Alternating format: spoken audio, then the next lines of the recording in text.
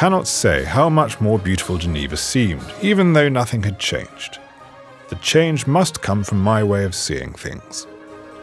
What is certain is that this city is one of the world's most charming, and its inhabitants the wisest and happiest I know.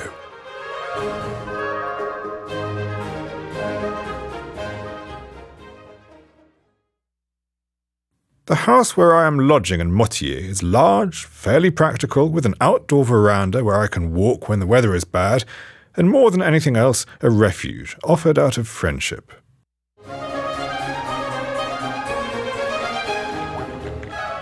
Under my window is a very beautiful fountain, whose sound is one of my pleasures. These fountains are a decorative element of Switzerland. I cannot say often enough how pleasant the appearance of such beautiful flowing water is. You are refreshed just by looking at it.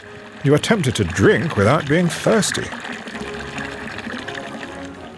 Opposite one of my windows is a superb waterfall that falls from the mountain's summit with a sound that can be heard from afar, especially when the waters are high.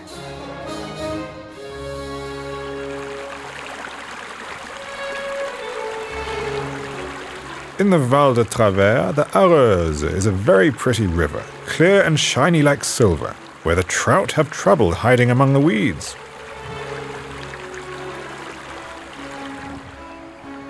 You see it emerge suddenly at its source, not like a spring or stream, but big and already a river, gushing through the rocks.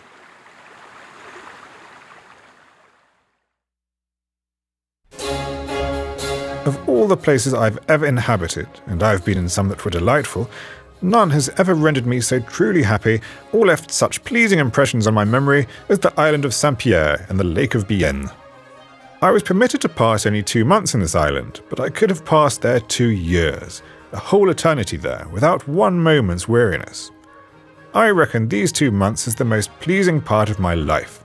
I was so truly happy that I could have been satisfied with it during my whole existence, without a single wish arising in my soul to exchange that felicity for another kind of enjoyment. Such is the state of happiness in which I frequently found myself in the island of St Pierre, in my solitary reveries, whether stretched in a boat which I let float to the will of the waters, seated on the banks of the agitated lake on the borders of a beautiful river, or by a brook murmuring over its pebbled bottom. On the approach of night I descended from these eminences, and seated on the sands at the edge of the lake, or in some concealed retreat, where the roaring of the waves and the commotion of the waters taking my attention, chased the idea of every other agitation from my soul, plunging it into delicious reveries, during which night frequently stole on me unperceived. In what does this enjoyment of such a situation consist?